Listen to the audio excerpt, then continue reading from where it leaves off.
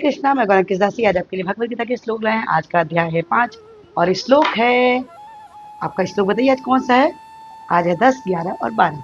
देखते हैं इसमें प्रभु अर्जुन को क्या समझाते हैं, हम भी समझने का प्रयास करते हैं, है ना। चलिए।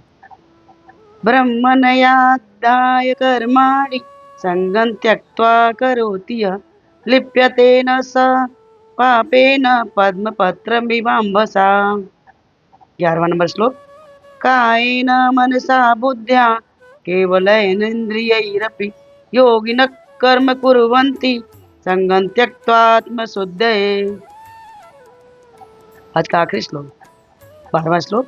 युक्तः कर्म फलं त्यक्त्वा शान्तिमाप्नोति नैष्ठिकीम् अयुक्तः कामकारेण फले सक्तो निबध्यते।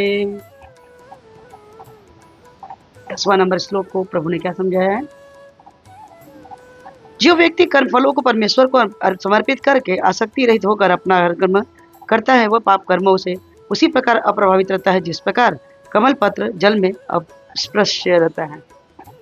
देखिए, कर्म फल, कर्म करना, जब भी कोई कर्म आप करते हैं लेकिन पाप कर्म आपसे हो रहा है, गलतियां हो रही हैं, लेकिन गलतियों से सीखें, गलतियां मत करते चले जाएं, है ना। और सब कुछ अगर आप प्रभु को समर्पित करते हैं, सब कुछ अगर प्रभु को समर्पित करते हैं तो कर्मों से में आसक्ति मत रखिए, कर्मों में बिल्कुल भी आसक्ति मत रखिए, अपना कर्म करिए।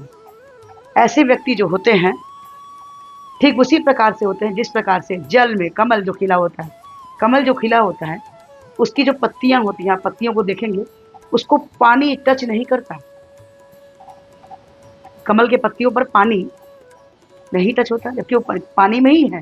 फिर भी उसी प्रकार जो व्यक्ति भगवान को सब कुछ समर्पित कर देता है, उसी प्रकार उसे पाप कर्म भी से वो दूर रहता है, अगर सब कुछ उसने प्रभु पे समर्पित कर दिया।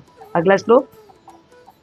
योगी जन आसक्ति रहित होकर शरीर, मन, बुद्धि तथा इंद्रियों के द्वारा केवल शुद्धि के लिए कर्म करते हैं। योगी जन, योगी जन यानी जो परमात्मा में पूर्ण रूप से विश्वास करते हैं। जैसे आप देखते हैं हमारे यहाँ भारत में भी बहुत सारे ऐसे संत हैं जो हमेशा प्रभु में लीन रहते हैं, हमेशा प्रभु के लिए ही कार्य करते हैं, प्रभु के ही विषय में चिंतन करते हैं। जो ऐसे लोग होते हैं मन, बुद्धि और सारी इंद्रियों को संयमित करके रखते हैं, एकत्रित करके रखते हैं, इंद्रियों के भरोसे नहीं दौड़ते। अगर इंद्रियां बोल रही हैं मुझे अभी रसमलाई चाहिए, तो उन्हें रसमलाई नहीं चाहिए होती है, उन्हें सबसे पहले मालूम, सबसे पहले कंट्रोल किस पे करना होता है। सबसे पहली इंद्रियां हमारी जो होती है, सबसे ज्यादा भटकाने वाली इंद्रिय होती है हमारी जिह्वा, हमारी जीभ। अगर जीभ पर आपने कंट्रोल कर लिया, ये सबसे तेजी से भागने वाली है। कहने का तात्पर्य ये केवल खाने से मतलब नहीं है। जीवा हमारी दो कार्य करती है, एक बोलने की, वाणी को संयमित रखकर अगर आप बोलते हैं, सोच समझ कर बोलते हैं, सही निर्णय और सही बातें बोलते हैं, और दूसरा सही खान पान रखते हैं, इंद्रियों को संयमित रखते हैं, ये सबसे अच्छा है। और जो भी बुद्धिमान व्यक्ति होता है वो अपने मन, बुद्धि और इंद्रियों को हमेशा संयमित रखता है। अगला श्लोक देखें, आज का आखिरी श्लोक 12वां श्लोक।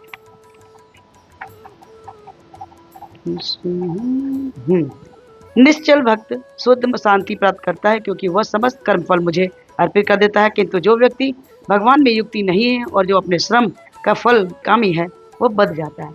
कितना सुंदर प्रभु ने बता दिया, भगवान श्री कृष्ण ने अर्जुन को कितना सुंदर बताया कि जो भी कोई व्यक्ति मुझ पर समर्पित हो जाता है, मुझ पर हर चीज छोड़ देता है, ऐसा व्यक्ति जो भी कुछ करेगा सही ही करेगा। अब मुझ पर आसक्ति है, मुझसे प्रेम है तो गलत नहीं होगा, पाप कर्म नहीं करेगा वो, है ना। तो अपने जीवन को अगर आप गीता के हिसाब से अगर आप ढालते हैं, गीता में जैसे लिखा गया है उस हिसाब से कर्म को करते हैं, तो आप प्रभु के और नज़दीक पहुंच सकते हैं, है ना। आज की ये आपको कैसी लगी श्लोक भगवद गीता के, अच्छे लगे हो तो प्लीज़ लाइक करें, शेयर करें, सब्सक्राइब करें, और वीडियो तो बनाना कि हमारे पृथ्वी 4 स्टेप में हरे कृष्ण जब ने बोले हैं जो कुछ इस प्रकार से है। हरे कृष्ण कृष्ण कृष्ण हरे हरे, हरे राम राम हरे हरे। तो हरे कृष्ण नाम जपे और कृष्ण के सबसे प्यारे बच्चे बन जाए। हाथ से एक माला जपे, अच्छा और दो, दो से चार, चार से छह, छह से आठ, आठ से 16 माला पे आए। अब प्रभु की अहित कृपा के पात्र बन जाए। हरे कृष्ण, राधे राधे।